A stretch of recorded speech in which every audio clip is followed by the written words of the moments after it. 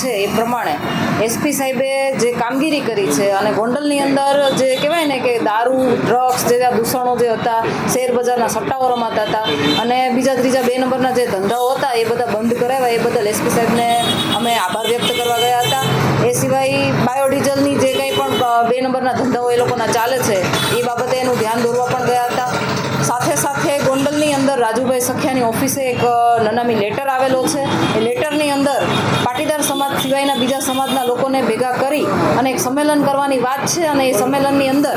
જિગીશા પટેલનો ચોટલો પકડીને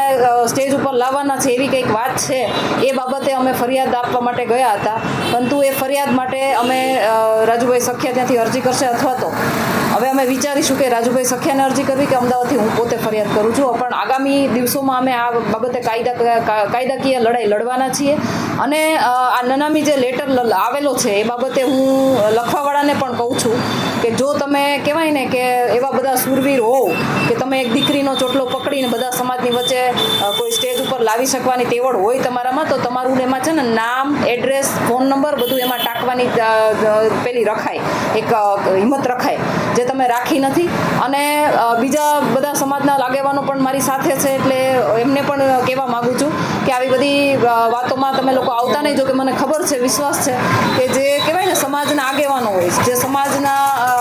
કહેવાય ને કે નેતૃત્વ કરતા હોય, સમાજની આગેવાની કરતા હોય અને એ લોકો સમાજના હિત માટે વાતો કરતા હોય, હિત માટેની કાર્યવાહી કરતા હોય, એ તમામ લોકો કોઈ દિવસ આવા કોઈ પેલામાં આવે નહીં, એમાં કોઈ દિવસ ભરમાય નહીં. અને આ કોઈ કહેવાય ને કે એક વાહિયાત વાત હતી, પણ છતાંય ઘણી બધી વખત મને આ લોકોના તરફથી કહેવાય આ જે ગુંડા તત્વો છે, જે ગોંડલની અંદર કામ કરી રહ્યા છે, જે આવારા તત્વો છે અને લુખા તત્વો જે નાની પ્રજાને, સામાન્ય પ્રજાને ધમકાવીને ડરાવીને રાખી રહ્યા છે, એવા લોકોના ફિટ્ટુઓ જેને કહેવાય, જેના નાના નાના માણસો ચા કરતાં કેટલી ગરમ આપણે જેને કહીએ છીએ, એ લોકોની મને ઘણી બધી વખત ધમકીઓ આવતી હોય છે. પણ આજ વખતે લેખિતમાં ધમકી આવી છે ને એટલા માટે હું આ કાર્યવાહી કરવા માંગુ છું. પોલીસ પ્રોટેક્શનની માંગ? હા, મેં પોલીસ પ્રોટેક્શનની માંગણી કરી છે, પરંતુ કદાચ મને પોલીસ પ્રોટેક્શન ના પણ મળે તો પણ હું મારી રીતે એટલી સક્ષમ છું કે આવા કેટલા પણ આવશે ને તો હું એની સામે લડી લઈશ.